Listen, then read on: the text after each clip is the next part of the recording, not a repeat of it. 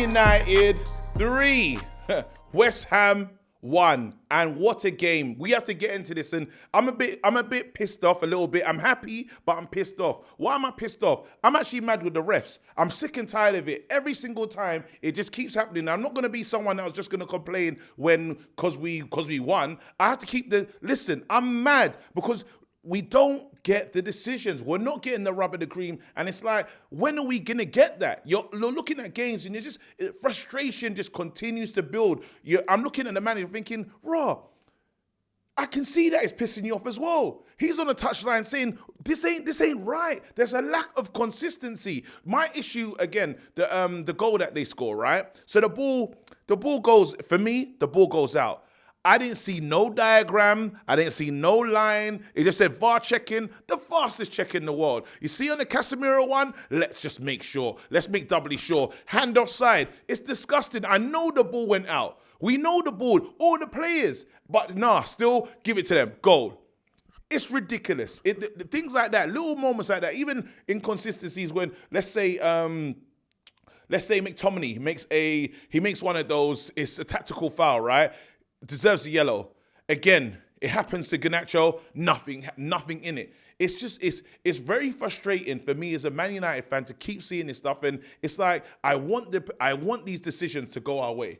But again, I can't complain for the whole time because it weren't just the poor refereeing decisions. And this is going to start off negative and get positive. So if you want the positive, maybe forward this bit. But anyway, I got to talk about Maguire, Lindelof, McTominay. You lot know that partnership. You know that linchpin. The rot started. We saw a wonderful performance from Lindelof not too long ago. When he's with the right partner, when he's next to a Martinez, next to a Varane, he's gonna be fine. Again, you put these two back together, and you remember the dark times. You remember the dark ages of Maguire and Lindelof. It was horrible. That was with McTominay shielding. It's not even a shield. You might as well just come and take me out. I'm Zelda without the shield, bro.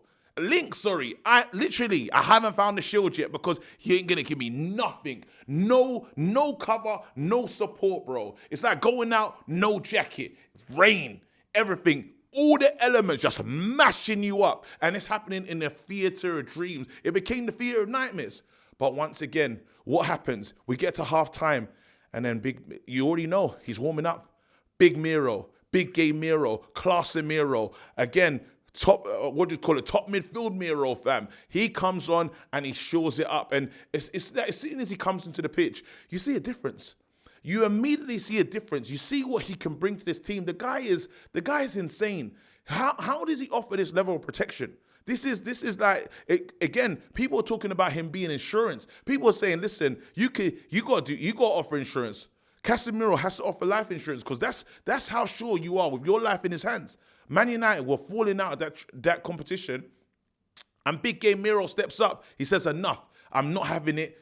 Clean it up. Stop it right now. And now you're starting to say, because I always say Martinez is probably one of our most important players, and I still kind of believe he is, but with the goals that Casemiro's being involved in now, I might have to just shift it. Because a confidence that he breeds that comes in when he's in the pitch, it's clear, it's evident for everyone to see. Again, some players that need to get the praise though, some players that need to be recognized. I'm so happy I apologize to Weghorst on the last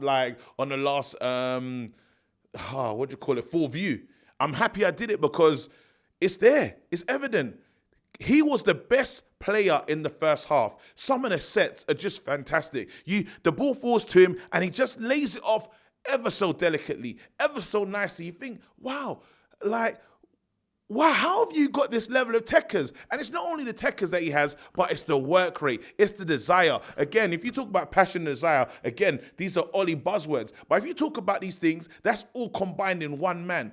Forget that he's not good in the air. He offers so much. His work rate today helped us win this game today.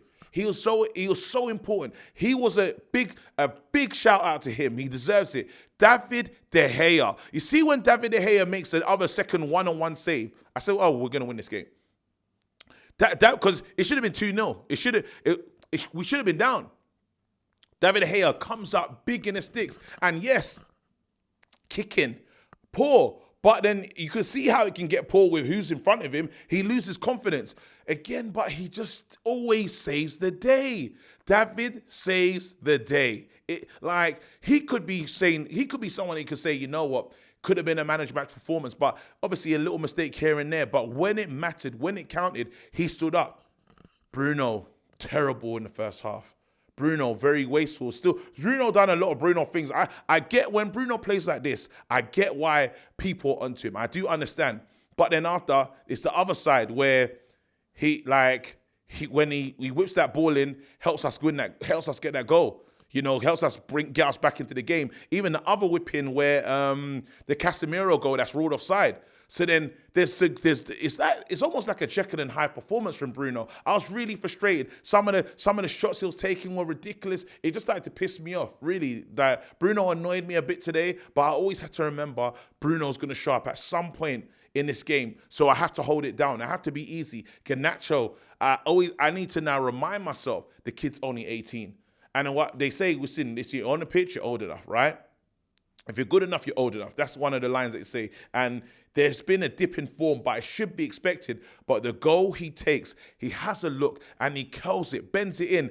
Pretty much, it was almost like a trademark Anthony finish. And you could see what it meant to him. He's got his new contract, run to the sideline, blonde hair, don't care. It was a beautiful moment because we couldn't play extra minutes. We tried to rest these guys and it would have just killed everything the manager did. You might as well have started them. Rashford, important today, him just stretching, forcing the defenders to go back and creating more space for Weghorst, with Bruno just operating right and just picking up ball wherever he could, really. Again, Man United changed, they made the right changes, and it's the tactical solutions. We can always trust that the manager will make it better. If you don't beat us in the first half, as DJ says, we'll deal with you in a second. But we have to stop that. Man United can't keep resting on our laurels. We can't be the team that decides that it's only one half of football that we're going to play. Yes, we started off the game good as well, but it's the consistency. We have to become even more consistent. You say, "Rock, KG, what are you talking about? Man United has these consistent results." But I'm just saying consistent over 90 minutes. That's the next part that our game needs to go to, because there are times when it is worrying. And when we go up against, and we play some good teams, but when we go up against a team like Liverpool, who will be up for it at Anfield, we can't afford to start in a bad way. I'm not saying, because yes, they capitulated to Real Madrid, but this game will be totally different. This game will be totally different. You kind of can see now why our manager doesn't make changes. He doesn't want to rest people because of this. You talk about squad depth. Well, it needs to show. Luckily, the draw's been favourable to us. We get Fulham at home, another home game. It's a game that I don't think Fulham fans would have wanted to draw against us. Again, quickly for expressions. Ha!